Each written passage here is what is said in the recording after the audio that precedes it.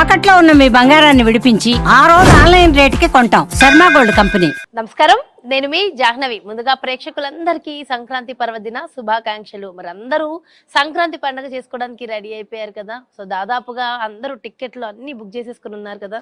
So మరి మీ అందరికీ సంక్రాంతి పర్వదిన శుభాకాంక్షలు. మరి సంక్రాంతి పండుగని ఎలా జరుపుకోవాలి, ఏ విధంగా జరుపుకోవడం వల్ల మనకి నిజంగా దాని యొక్క భోగి, సంక్రాంతి, కనుమ విశేషాలు అందరికీ తెలుసు. కానీ దాని గురించి ఇన్ డెప్త్ గా అసలు ఏంటి, ఆ రోజు ఎందుకు ఆ పండుగను సెలబ్రేట్ చేసుకోవాలని డీటెయిల్డ్ గా మనకి ఎక్స్ప్లెయిన్ చేయడం కోసం అంతా ఉన్నారు మన నీటెల కిరణ్మయ్య గారు. మరి మాట్లాడేద్దాం. నమస్తే అమ్మా. నమస్కారం జాహ్నవి. అమ్మ, మరి సంక్రాంతి పండుగ అమ్మ, నిజంగా పండుగ అంటే పండుగ వాతావరణం ఆల్రెడీ కనిపించేస్తుంది అన్ని చోట్ల. టికెట్స్ అన్ని బుక్ చేసేసుకున్నారు. సో సంబురాలు చేసుకోవడానికి అందరూ సిద్ధమైపోయారు. అయితే అసలు సంక్రాంతి పండుగ యొక్క విశిష్టత ఏమిటి? ముఖ్యంగా హరిదాసులు ఎక్కువగా ఉంటూ ఉంటారు సంక్రాంతిలో. దాని యొక్క విశిష్టత కూడా చెప్పండి. మన రోజుని హరినామ సంకీర్తనతో ఉద్దీపనం లేదు ఉత్తేజవంతంగా మార్చేటువంటి వాళ్ళే హరిదాసులు. మీరు అడిగినటువంటి లాస్ట్ ప్రశ్నకి నేను మొట్టమొదటిగా సమాధానం చెప్పేస్తాను. వాళ్ళకి ఎంత గౌరవం ఇచ్చిందంటే మన సమాజము, మన వైదిక సంప్రదాయం, వాళ్ళతో మనకి హరినామ సంకీర్తనం అనేటువంటిది యాదృచ్ఛికంగా రావడంతో పాటుగా వాళ్ళకి దానం అనేటువంటిది, వాళ్ళకి పప్పులో, ఉప్పులో, బెల్లమో, మన ఇంట్లో ఉండేటువంటి ఆ వస్తువులు, వాళ్ళకి వంటకి కావాల్సినటువంటి అన్నిటినీ కూడా మనం ఏర్పాటు చేసి వాళ్ళకి ఇస్తూ ఉంటాం. ఆ ఇవ్వడం అనేటువంటిది ఈ హరిదాసుల వల్ల మనందరికీ కూడా అంతర్లీనంగా చెప్పబడినటువంటి ఒక ధర్మం, దానగుణం అనేటువంటిది.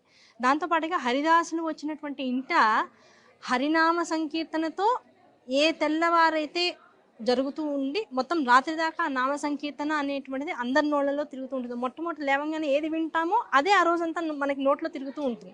అది యాక్చువల్గా లాజికల్గా అందరూ ఒప్పుకునేటువంటి విషయం. అనుకోకుండా ఓ రోజు మనం వంట చేసుకుంటుంటే ఏదో పాట నోట్లోకి వస్తుంది, ఇంకా ఆ రోజంతా అదే రిపీట్ అవుతూ ఉంటుంది. మనం ఎంత వద్దనుకున్నా కూడా ఎందుకు ఇవాళ ఇదే పాట వస్తుంది అనుకుంటూ ఉంటాం. సో అలా ఏ పాట వింటే మనకి డైవర్షన్స్ వస్తుందో ఆ పాట బదులు నామాన్ని విన్నాం అనుకో, ఇవాళ నోరంతా హరినామంతోనే గుర్చిపోతుంది. కనుక మనకి ఆధ్యాత్మికతని మన ఇంటి దాకా, గుమ్మం దాకా తీసుకొచ్చి మనకి ఇచ్చేటువంటి వాడు హరిదాసు. కనుక ఆయనకి ఇచ్చేటువంటిది ఏదైతే ఉంటుందో అది హరి పాదాల కింద మనం ఇచ్చినటువంటి కైంకర్యం కింద మాడిపోతూ ఉంటుంది.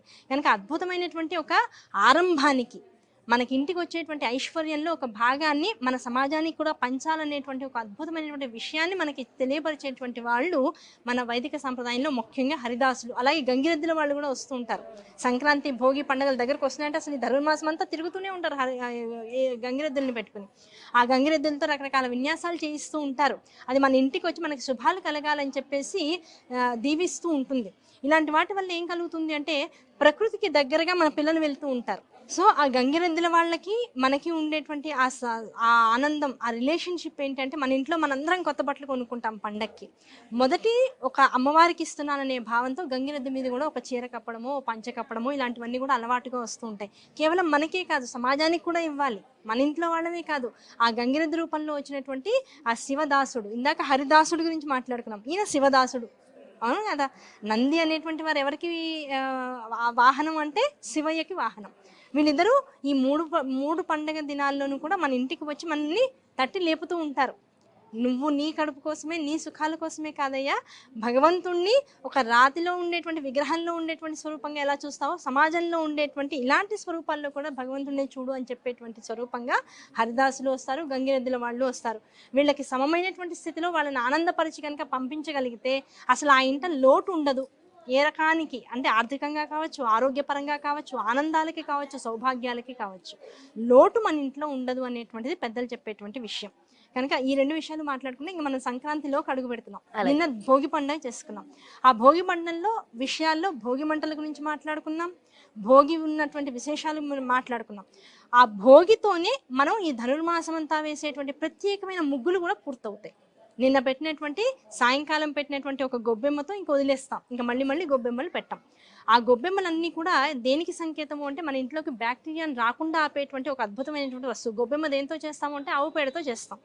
ఆవు పేడతో చేసి దాన్ని గుమ్మం బయట పెడుతూ ఉంటాం. ఆ గుమ్మం బయట పెట్టడం ద్వారా క్రిమికీటకాదులన్నీ కూడా మన ఇంట్లోకి రాకుండా అవాయిడ్ అవ్వడం, అవి చేసినందువల్ల మనకి స్కిన్ ఎలర్జీస్ ఏమైనా ఉంటే అవన్నీ పోతూ ఉండడం, ఆరోగ్య సంరక్షణార్థం ఇవన్నీ కూడా ఏర్పాటు చేశారు.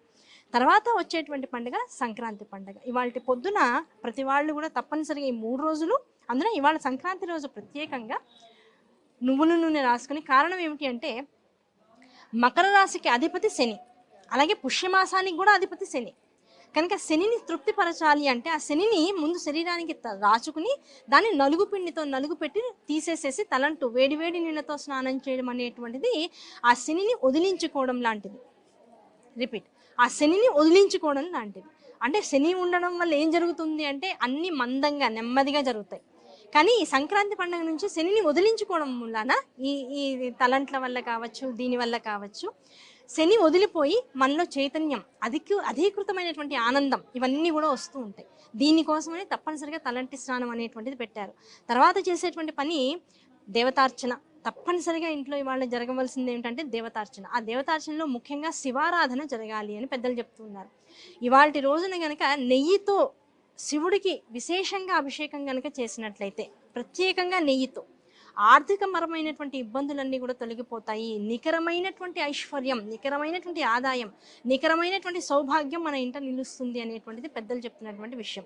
దాంతోపాటుగా తప్పనిసరిగా మన ఇంటి దగ్గరలో ఉన్నటువంటి, లేదు వేదాన్ని చదువుకున్నటువంటి ఒక బ్రాహ్మణుడికి, ఒక విప్రుడికి, ఒక వేదాన్ని చక్కగా నిత్యము కూడా చదువుతూ ఉండేటువంటి వారికి ఒక గిన్నె నిండా, ఇంట్లో వాడుకునేటువంటి రెగ్యులర్ గిన్నె కాకుండా కొత్త గిన్నె ఒక దాన్ని కొనుక్కు తెచ్చుకుని దాని చక్కగా పసుపు కుంకాలు అల్లి దాన్ని అమ్మవారి స్వరూపంగా తీసి అందులోనే పాలు కాచి తోడేసేయాలి.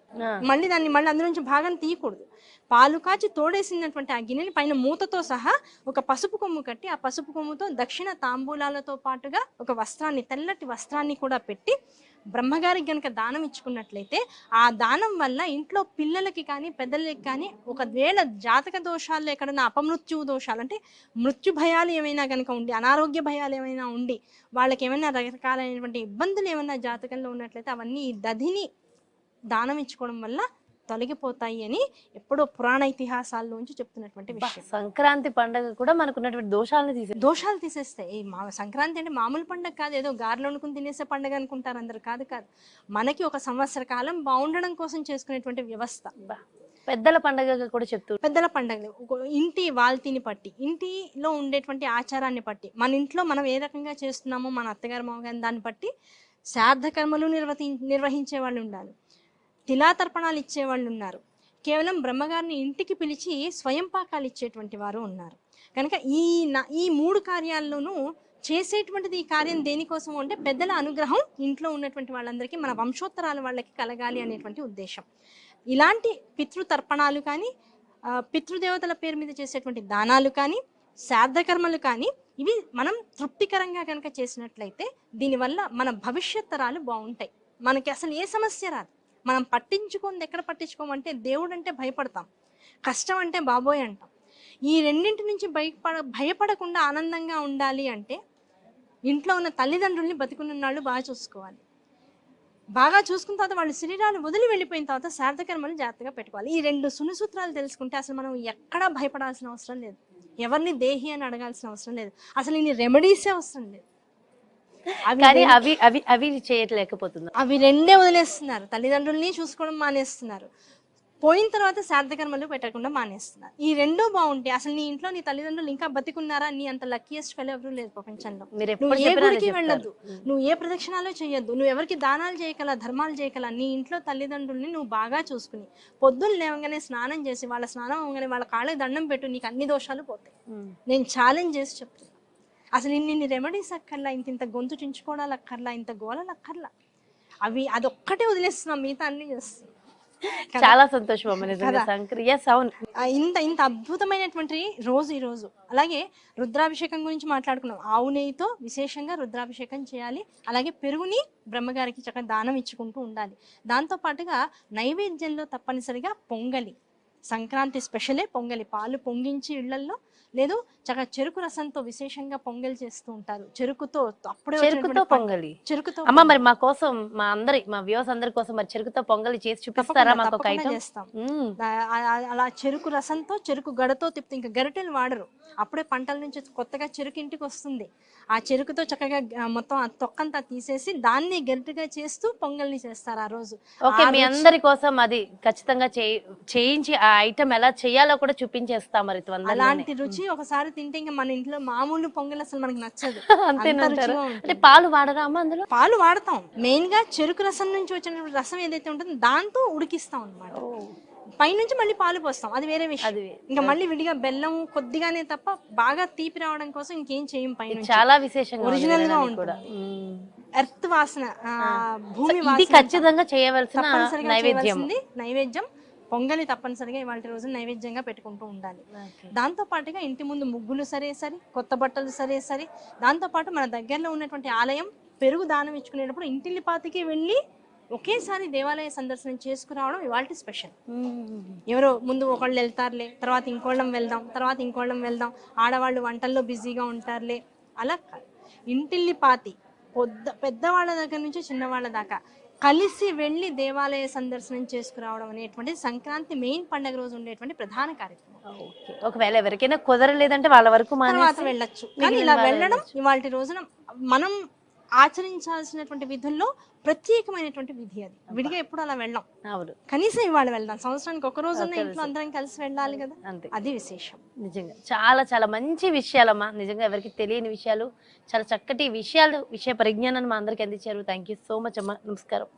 సో చూసారు కదండి సంక్రాంతి పండుగ. నిజంగా అసలు ఆ పండుగ జరుపుకోవాల్సిన విధి విధానం ఏమిటి, ఆ రోజు ఖచ్చితంగా పెట్టవలసిన నైవేద్యం ఏమిటి, ఆ నైవేద్యం చేసే పద్ధతి కూడా ఖచ్చితంగా మనం వంటల రూపంలో కూడా తెలుసుకుందాం. డెఫినెట్గా అది డైరెక్ట్గా చేయించి ఆ నైవేద్యం పెట్టడం వల్ల కలిగే ఫలితం కూడా అందులో తెలుసుకుందాం. ఓకే, సో చూసారు కదా మొత్తానికి సంక్రాంతి పండుగ.